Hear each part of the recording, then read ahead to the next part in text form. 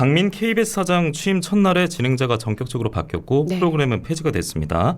전 K본부 사원 언론인 출신으로서 기분이 굉장히 묘했을 것 같고 그리고 과방위 소속 형 국회의원으로서도 이 사태를 좀 어떻게 보셨는지 이게 가장 궁금했습니다.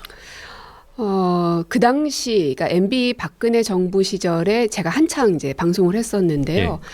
그 당시에 언론 탄압과 방송 장악은 굉장히 치밀하게 이렇게 다가왔었습니다. 그때 경찰도 들어오고 하지 않았어요? 맞습니다. 예. 있을 수 없는 일들이 마구 벌어졌고, 그리고 이 세월호가 터졌을 때 이제 방송 보도 지침이라고 해야 될 것 같아요. 그래서 그 당시 청와대 이정현 홍보수석이 그 일로 인해서 유죄 판결을 받기도 했었습니다. 그리고 국정원의 언론 사찰 문건도 세상에 공개가 되기도 했는데 그 시절의 탄압과 지금 제가 겪고 있는 이 탄압의 정도를 비교해 보면 전 지금이 훨씬 심한 것 같습니다. 아, 그래요? 네. 그때는요, 예를 들면 9시 뉴스 앵커 같은 자리를 예. 오디션을 봐서 하거든요. 그래서 네네. 앵커 선정위원회 같은 것도 아마 꾸려서 누구든 오디션을 볼 수 있고 공개적으로 시험을 봐서 가장 높은 점수를 받은 사람이 선택이 됩니다.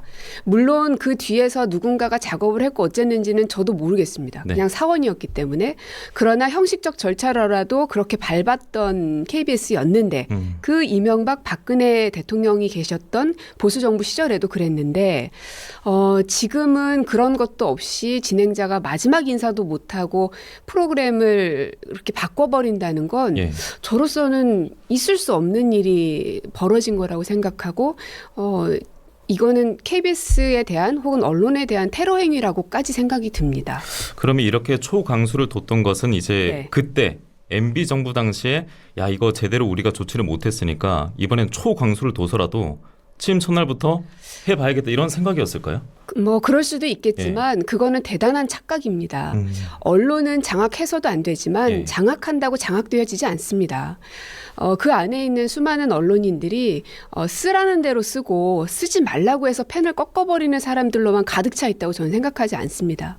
물론 세상이 변해서 언론인으로서의 사명감보다 직장인으로서의 그 생활인이 됐다라는 이런 비판도 많이 하시지만 물론 그런 사람들도 많을 수도 있겠지만 그래도 언론사 시험을 보고 들어온 기자 PD들의 마인드 자체에는 내가 진실을 파헤쳐야 된다는 것 그리고 권력과 힘을 갖고 있는 사람들에게 비리 혐의가 있었을 때는 그것을 밝혀내야 한다는 소명의식을 저는 다 갖고 있다고 생각을 합니다. 예. 다만 좀 국민들께서 이런 언론의 상황들을 좀 더 관심 있게 지켜봐 주신다면 언론의 자유를 지키고자 하는 언론인들도 좀 더 버텨낼 수 있는 힘이 있을 텐데 하는 네. 걱정은 좀 듭니다만 저는 이제 국회 과방위 의원이다 보니 언론이 이렇게 비정상적으로 장악되고 탄압받는 상황에 대해서는 법과 제도 또 제가 가지고 있는 권한을 총동원해서라도 막아야 되겠다는 생각은 좀 많이 합니다.